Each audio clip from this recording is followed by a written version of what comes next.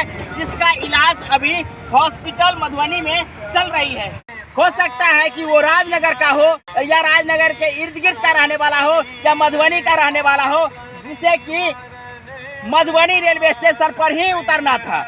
हो सकता है कि ऐसी स्थिति में जब वो मधुबनी रेलवे स्टेशन पर रहे हो तो उनको जानकारी प्राप्त नहीं हुई होगी कि हमें मधुबनी रेलवे स्टेशन पर उतरना है और गाड़ी आगे बढ़ चुकी थी। जैसे ही गाड़ी आगे बढ़ती है तो हो सकता है कि उन्हें उतरने की एकाएक जिज्ञासा बढ़ गई होगी और इसी जगह पर आकर के वो नीचे उतरे थे। और नीचे उतरने के बाद जो घटना घटी है वो बहुत ही दर्दनाक घटना है। आपने अभी देखे हैं कि सामने से एक रेलगाड़ी गुजरी है जो जयनगर से चल करके मधुबनी रेलवे स्टेशन पर आई है और आने के बाद मधुबनी स्टेशन पर एक गाड़ी जो दरभंगा से आकर के अभी रुकी है। आप सामने में देख सकते हैं दोनों का क्रॉसिंग अभी हुआ है। ऐसा ही 1 घंटा पहले इसी जगह पर इसी प्रकार की स्थिति बनी थी।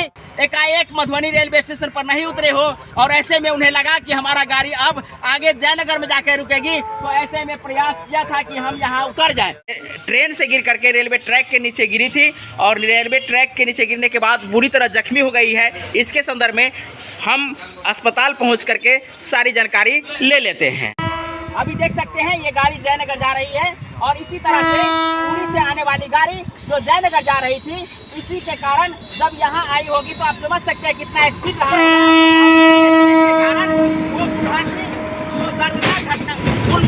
के साथ जो दर्दनाक घटना घटी है वो आप अंदाजा लगा सकते हैं। इस जगह पर आने के बाद गाड़ी की क्या स्पीड है वो आप देख लीजिए। और ऐसी स्थिति में यदि गाड़ी से नीचे उतरते हैं तब क्या स्थिति बनती होगी, किस प्रकार की घटना हुई होगी, आप कल्पना कर सकते हैं। और ऐसा कल्पना करके आप समझ सकते हैं कि घटना किस प्रकार से घटी है।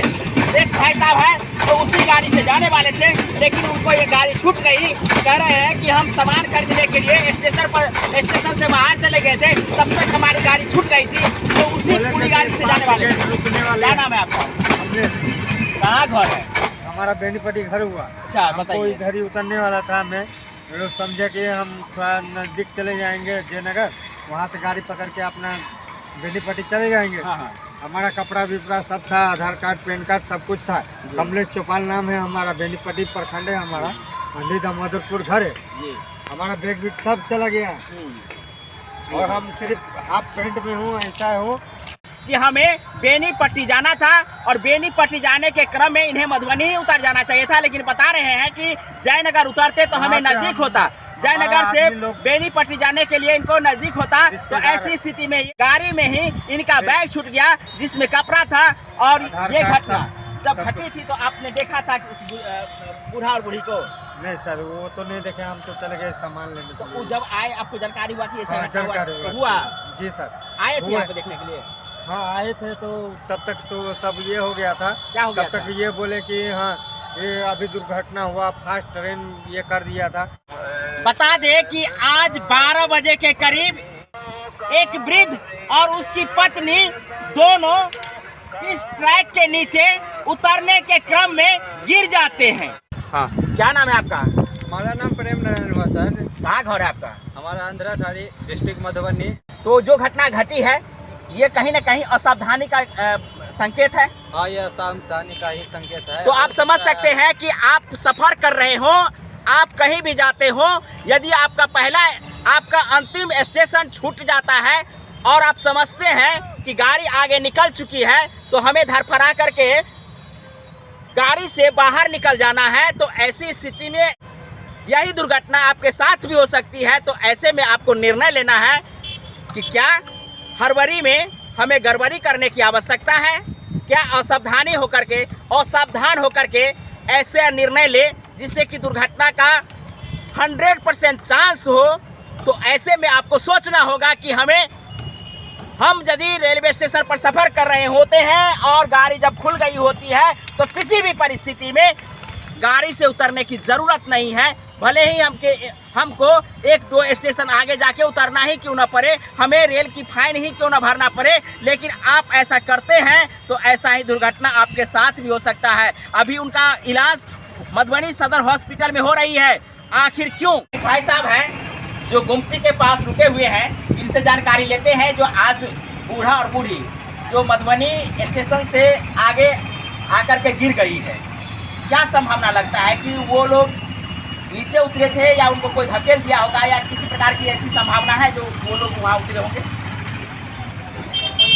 भैया हम तो आम जनता है, हमको अपना जो बुझा रहा है, जैसे गाड़ी जैसे स्टेशन से खुल गया तब पता लगता है कि पूरा पूरी कोई जानकारी हो कि मेरा स्टेशन निकल गया है। जब हमको लगता है कि वो अपना मन लगाया कि कूद जाते हैं तो हम उतर जाएंगे।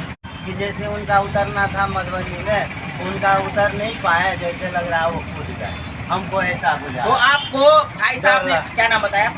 मेरा मन कहता है यही कि वो। आपका नाम क्या है? मेरा नाम है अशोक ठाकुर। ये अशोक ठाकुर है, 13 नंबर गुमती पे हजामत का काम करते हैं ना? हाँ, हजामत का और 13 नंबर गुमती पर हजामत का काम करते हैं, बाल दाढ़ी बनाते हैं और बता रहे हैं कि हो सकता है कि उस बूढ़ा और बूढ़ी को मधुबनी रेलवे स्टेशन पर ही उतरना था और ऐसे में जब वो समझ नहीं पाए होंगे और ऐसी परिस्थिति में गाड़ी खुल गई है, उसके बाद बूढ़ा बूढ़ी निर्णय लिए होंगे कि हमें तो इसी स्टेशन पर उतरना है और गाड़ी आगे बढ़ रही है, तो गाड़ी थोड़ा ही कम स्पीड हुई होगी जब वो विचार किए होंगे। लेकिन तब तक गाड़ी 4 सेकंड 5 सेकंड या 10 सेकंड के अंतर में गाड़ी रेलवे की कितनी स्पीड हो जाती है ये आप भी समझते हैं।